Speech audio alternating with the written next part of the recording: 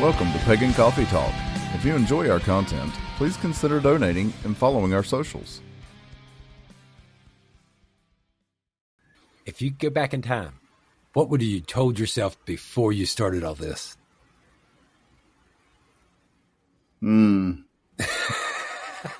Wow.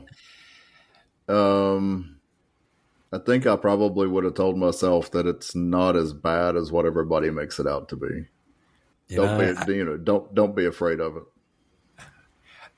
Well, I could have some choice words about Lord Men.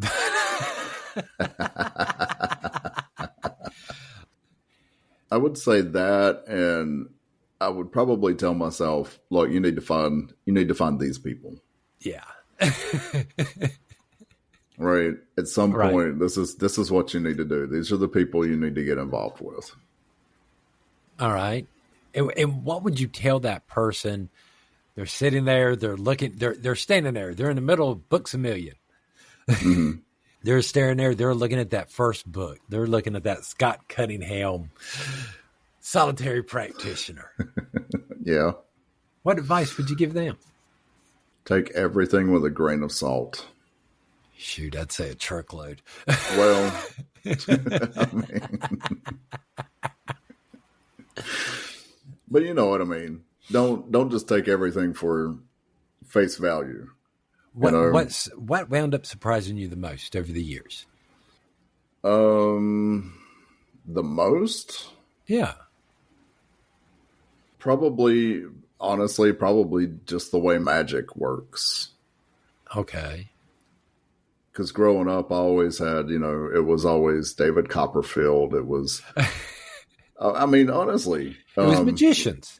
Yeah. And that was kind of my idea of magic. And David Copperfield was like, of course I'm dating myself, but at the time, David Copperfield he was like the biggest magician in the world. And he did all these fantastic tricks and, he made airplanes disappear, Statue of Liberty, stuff, so that was kind of my idea of magic. That and, of course, Hollywood. But then just to discover how it really works, I think that was probably the biggest surprise. Was it a big surprise to find out how boring we actually are? Yeah, that was a quite a surprise. I don't know if it was a big one, but yeah, it was a surprise. All right. I expected parties and dancing out in the woods every full moon and all that stuff. But, because the only advice I can give people is ask questions and don't stop asking questions. Yes. Ask a lot of questions. I didn't say expect an answer. Just ask the question. And I'm not even expecting, and I'm not even going to tell you you're going to get a good answer. Right. You do get an answer. But it's good to ask the question. Why do you think people like me keep on saying that? When do you people in craft in general say that we know? Well, I think, again, it comes down to don't take everything at face value. If you do, you're missing a lot. There's a lot more detail involved. And if you don't ask questions, you're not getting to the good stuff. Right. I think a lot of people, especially when they first come to covens, right? Mm-hmm. They can get a little scared of third degrees and second degrees. All right. Mm-hmm. Is there something we can do to alleviate that? Because again, we don't want to bother people. But yet we encourage people to do so. I think the biggest thing that we can do as second and third degrees, and, even elders for some folks, I think the biggest thing that we can do is just make ourselves accessible. Try to reassure people that we are not the untouchables. We don't know everything, but we're happy to pass on what we do know. And again, ask questions. So, gotta ask, what do you think the future of craft really looks like? I think at this point in time, it's questionable. I think it is too. I mean, there's a lot of things coming up and technology and all this other stuff that's going to make things rather difficult. And different, for sure, different. But different and difficult. I mean, I've already heard of certain groups coming around and worshiping chat GPT. Yeah. Yeah, it's a bit of a mouthful. Oh Lord, I haven't heard of that, but somehow that doesn't surprise me. Well, again, it's a language model, so it's sort of the idea is that they're prompting it to say they get it to say it's deity, and they don't realize they're doing it. Right. So I don't know. I think. I mean, this scares me a lot. The whole people worshiping chat. I think GPT. Thank you. I think it boils down to that there's a lot of people now who are they're looking for ways to manipulate the religion, manipulate the path, and just and in my view, they're making it ridiculous. Or is this the individual wanting so bad for that connection, for that spirituality, that they're turning to this? Well, I think that's part of it, but I think it just comes down to that they need some help. I think they need to seek out professional help. If you're worshiping an AI bot, you need some help. Well, somebody did this just to see if it would actually do it, right? Mm-hmm. So the AI goes through all of this. Mm-hmm. And then the AI is finally going, no, yeah, I'm God, blah, blah, blah. Well, how can I worship you? Go write my name somewhere big where people can see it. Mm-hmm. So it's actually giving tasks to people to do things, to fulfill their request from their God. Right. But again, if you believe that as real, you need professional help.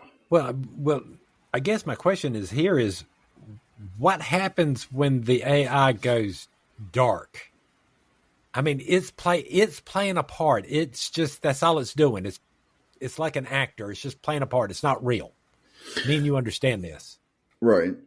But I'm sure there are probably some models of AI of chatbots. All right. I'm sure there are some models out there who will take it to that limit. They will go dark. They will you need essentially to go out and fulfill their role. Yeah, you need to sacrifice this or whatever.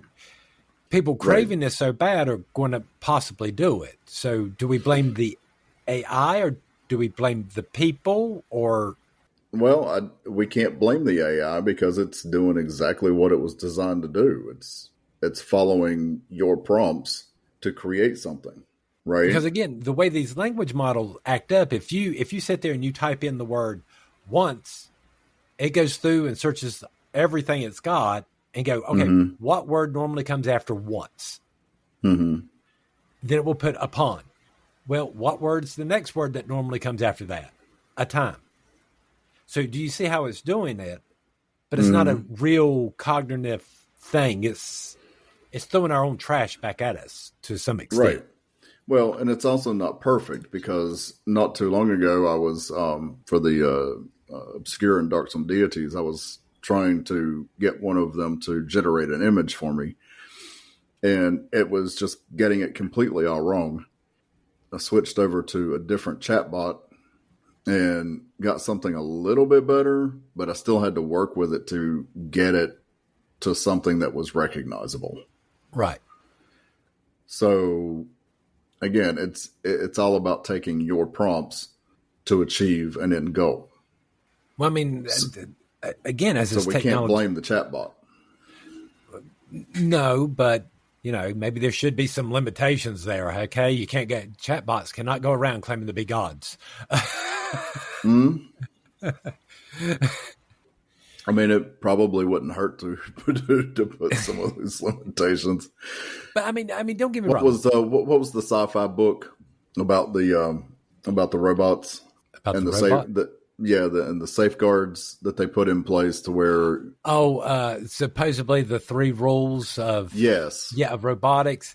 Yeah, unfortunately, those, from my understanding, I've never done research, but the logic can be broke. From my understanding, someone has found a way to logically break them, to cause robots to break them. but my Yeah, thought is if we had something like that put if in we had place something that like couldn't be that, broken. well, unfortunately, what I've seen of logic can do one of two things: trap you in a loop, or just wind up telling you to do something that makes no sense. Hmm. Because you've run into the Ultron problem. Stop war. How do you stop war? Kill all the humans. War stops. Right. Where the real idea is to figure out a way to get us all to live together. Right. All right. I mean, but But they're again, supposed to. Go ahead. I was just going to say, but again, it took it to how do you solve this? Well, this is how you solve it. Right. I mean, Plain and simple. Because there's a lot of stuff out there that's like, okay, this technology is going to be wonderful and stuff because it's going to be able to take a drop of your blood and analyze everything and put everything into one pill and go, okay, take this and you'll be healthy for the next 10 years. Mm-hmm. No problems. It is a possibility if these AIs get that advanced. Right? Sure. I mean, recently I saw where in the world you can get an AI person, video and all, to sit there and say whatever script you want if you don't want to do your own podcast anymore. Yeah. What? So some of this stuff's good. Some of it's bad. At what point do we draw the line? Well, I think as far as craft goes, we have to realize that witchcraft is a very personal thing. And to allow something as non-personal as an AI to kind of take over, if you will. Yeah, I mean, how long until we're sleeping in the pods and eating the bugs? Right. I mean, people already say we're actually living in the Matrix now, but but yeah, how long before we, plug in? And then at what point does our religion really matter? Because hey, I can go off into this virtual reality and be a king for the rest of my life, and right. So I don't think it will matter at that point, if it gets to that point. I guess my question is because we're pagan and we don't deny technology and we like it, but we seem to like nature a little bit better. Should we not be, as a community, pushing toward that and maybe pushing people more away from certain technologies? I would think so. I mean, I know we use our technology for certain things, but I think overall we keep it pretty personal. We keep it pretty back to nature, if you will. I mean, as much as we can. I mean, but how far are we willing to actually go? You know what I mean? Yeah, I mean, where do we stop? I guess I don't know. I guess it depends on developments and to see where it goes. I mean, like Discord, there's a lot of groups who are doing virtual rituals. Right. I mean, that's been a thing for a while.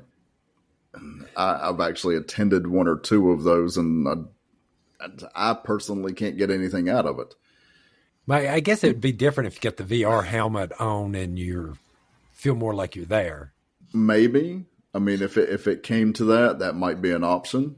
I could see that being a possibility. I don't know if we would if we as a group would embrace that, but I could see people doing that. I think that might bring people a little bit closer, especially if you can't, if you're part of an organization that's kind of spread out. I think that would be a viable option.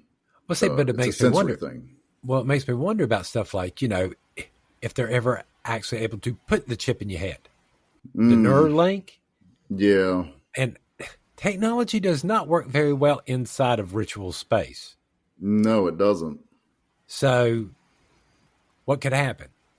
Does this mean that if you do finally get a neural chip or whatever, and they finally do get it to work, are you going to be forbidden to go into ritual space? Or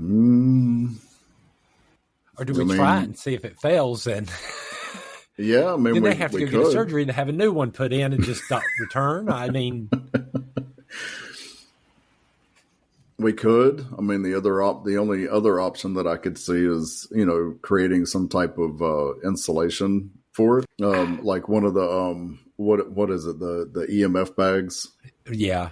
I'm just asking a question EMP because bags. at what point are we going to allow technology and all this other stuff to actually literally start to invade what we refer to as the natural world?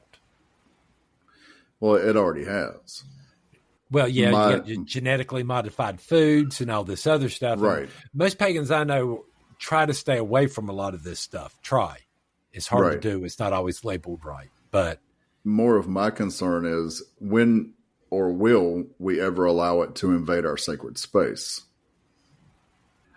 that's the part that worries me. Because And I know it. and how far are you willing to take the idea of sacred space? Right.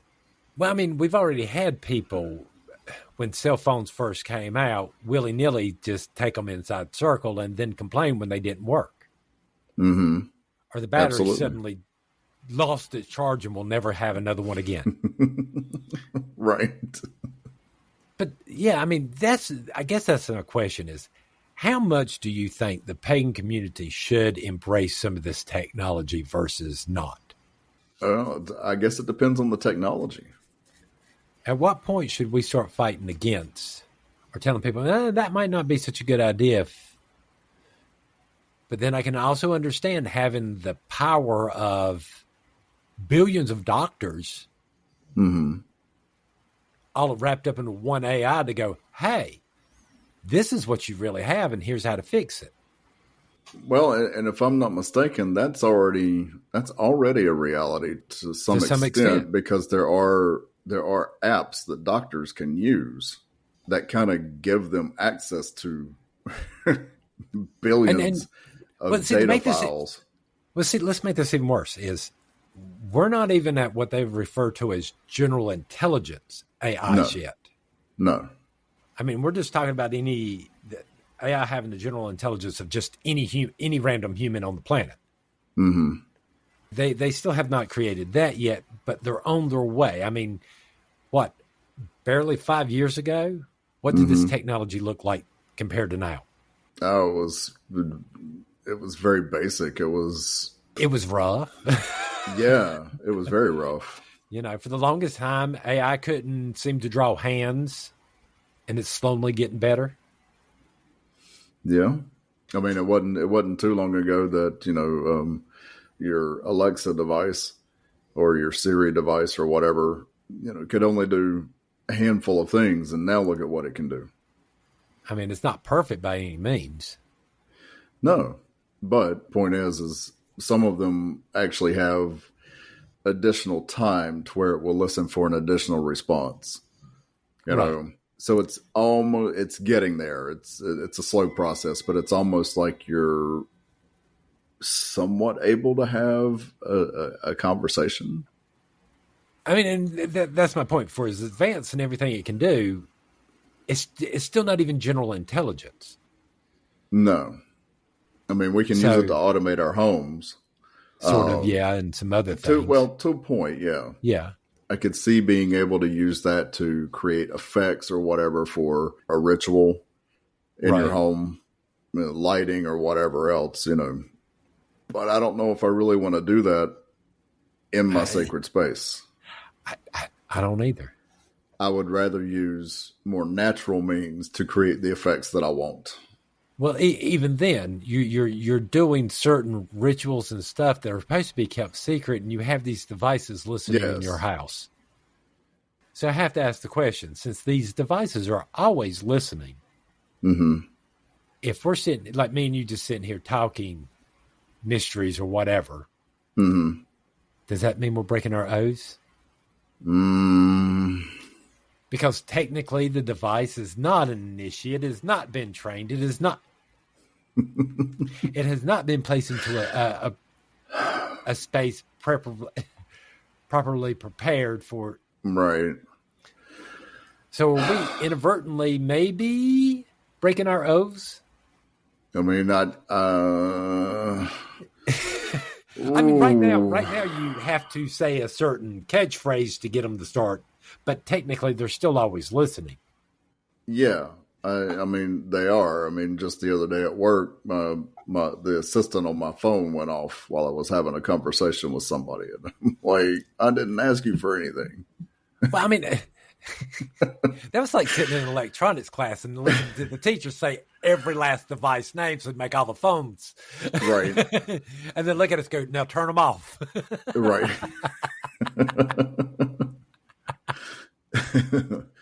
But yeah, I don't know. That's definitely something to think about.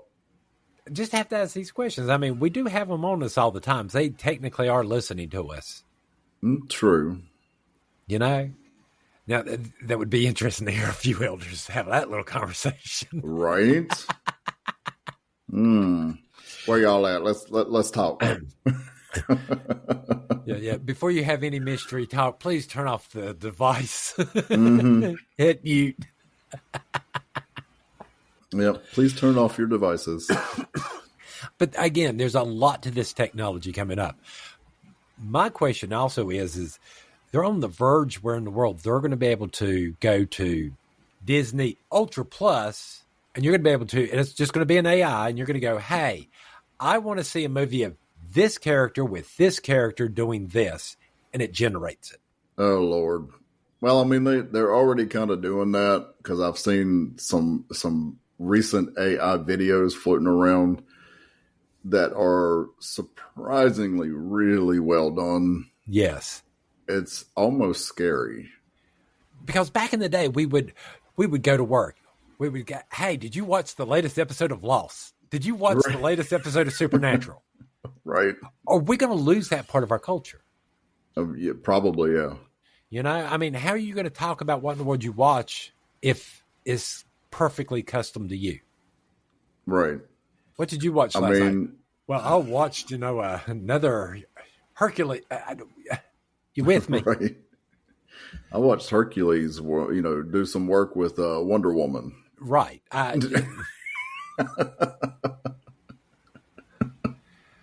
For some reason, I did a movie of Jane Austen and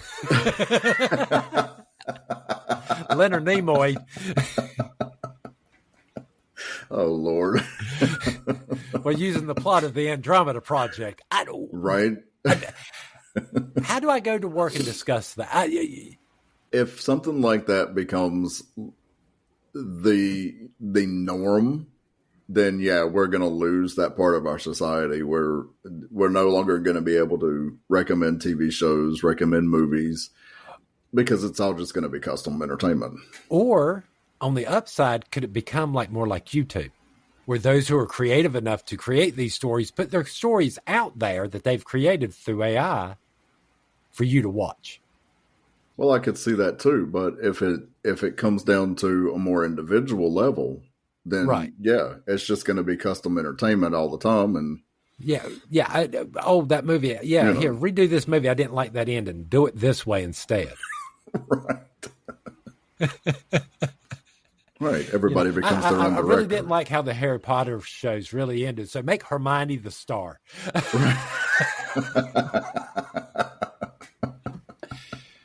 So again, I can see where in the world this technology could be helpful to pull us together as a society and a community. But I could see where in the world it could easily rip us apart and take us down a path where you were born to be a mailman. We've told you your whole life you want to be a mailman. No.